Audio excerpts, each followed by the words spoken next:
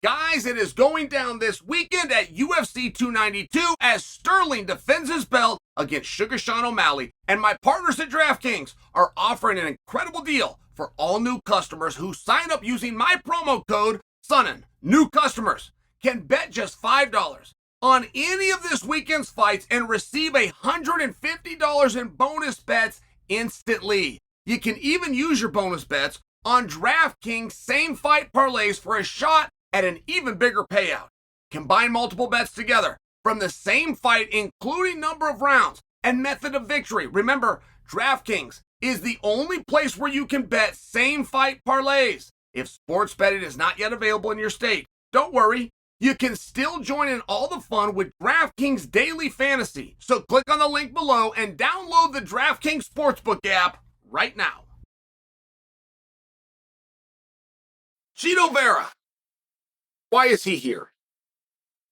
I mean, why is he here? Why is he in Boston? Why is he put on this card? It was for a reason. I'm asking you why. And Chito Vera, who has been relatively polite, at some point is either going to say it or hope that someone else says it, which is, I'm on this card and I beat the guy in the main event. I fought Sean O'Malley head-to-head, who happens to be ranked number 1. He's a beautiful record. It's 14-1. Do you know who the 1 is? It's me. So why am I here? Why was I put on this card? Why was I put on this spot? Now, you're probably going to have a pretty good guess if you follow sport. You're probably going to say because there was an idea that Chito Vera, while unannounced, is the backup fighter. Well, that wasn't announced. We're going to put him in here with Pedro Munoz. But if all hell breaks loose in our main event, we got our guy right here and we move him up. And by the way, to Chito's point, your story is spot on. And you absolutely qualify to have this fight. But I think I'm right. I think I'm close at least. Now, there was a little more thought or a little more gamesmanship by the office. I think I'm close, and I don't think it was on accident that he was put there. Not to mention, and I'm not trying to slide Pedro Munoz, like, that's a really hard fight. Pedro's nobody's fool. That's a stud right there. But I'm sharing with you that I do think that Chito Vera was put here to be an unannounced backup fighter for the main event. And the only reason I say that is if Chito wins and beats Pedro and he was brought out, he's going to fight for the title over 1 pound.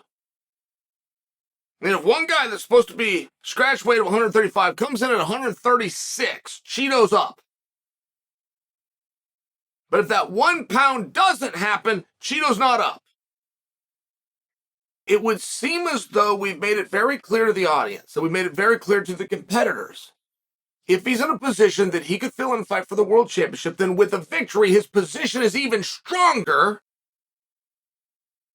which would mean he'd be fighting for a world championship. And I'm not sure that anybody is agreeing with me. I'm not sure anybody is noticing what I just said, right?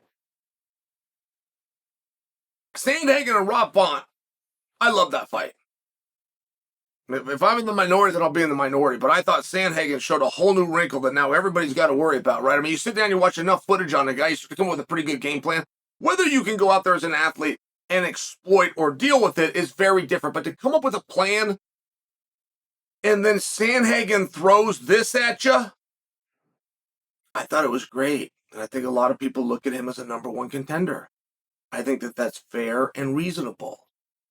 I think the fact that Sandhagen never blinked once. He didn't blink when it was Nurmagomedov. He didn't blink when it was Rob Font. He didn't blink when the weight change happened. But it is one of these situations where, by definition of number 1 contender, there's only one. And we're seeing a slight shift in that within our industry. I believe Belal Muhammad, by example, is the number 1 contender to fight the winner of Colby Leon. Like, at one point that was said. I didn't dream that. At one point that was said. I've never heard where that was taken back.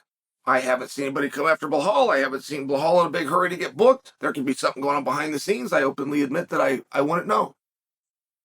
But I bring that point up because when you're put in that position that Blahal clearly earned the hard way, but if you're put in that position and then Leon and Colby don't fight for a meaningful period of time, all of a sudden you start to go, hey, I'm not even sure I want to be the number one contender. And the idea that Colby's the number one contender, oh, by the way, but we got somebody that fight his, so we have two number contenders. What? We have two number one contenders at the same time? I realize you get log jams, sometimes some things happen, but I'm seeing more and more of it in our industry. I'm not convinced that at 155 pounds, we don't have three number one contenders right now. We've been told Charles is going to fight Islam. We haven't been told that by Charles, but we have been told that Charles is going to fight Islam. Told that Volkanovski will fight the winner if the winner is Islam. And it looks like Gaethje put himself in a position to take on the winner as well. And nobody's disputed it. Gaethje made the claim. It's been 2 weeks. Nobody's disputed it. But that would mean you have three number one contenders at the same time. That's just simply never happened in the history of our sport. It would appear that we have two number one contenders at 170 pounds right now, which has never happened in the history of our sport. And I think that's very important. I mean, if I'm right about Blahal, if that got changed and I missed it, but I don't usually, I follow Blahal. Big fan, man. I'm a big believer. But I think it's important that somebody speak up and change that to back up right away. Not that Blahal is going to be fighting the winner, right? Okay, then he's the number one contender. But they avoid saying that. They don't call him the number one contender. They just say he's going to be fighting the winner. If he's fighting the winner for the title and that's established, he's a number one contender, which by definition is not possible, which is why they don't say it. But I think it is important that you do establish a label on that, and that's where you would call him the backup fighter. This is Chael's opinion. Every now and then things happen. You're trying to make a fight. You got to make a deal. You got to make a problem. Blahal, Gilbert, short notice, need you guys, got to put something on it. I fully understand these things. But once that house of cards starts to tumble, and now we're seeing it in multiple divisions at the same time, I'm not comfortable telling you guys that I don't think what Corey Sandhagen did is enough to fight for a title. I do believe that what Corey did is enough to fight for a title. But if Chito Vera, who got brought out here to be an unannounced backup fighter, has a victory over a stud like Munoz, it would seem very difficult to say he shouldn't be fighting for a title. Oh, and by the way, both things can happen. Sure they can. Right? The whole landscape of that division is predicated on who gets their hand raised between Sterling, who says he's going to leave, and O'Malley. So it's just something to look at, by the way. I'm not complaining. I'm attempting to observe and identify a storyline that I feel you've missed. And as much as Chito Vera deserves your respect, so does Pedro Munoz. There's a very meaningful contest. But I do think it needs to be observed so that the outcome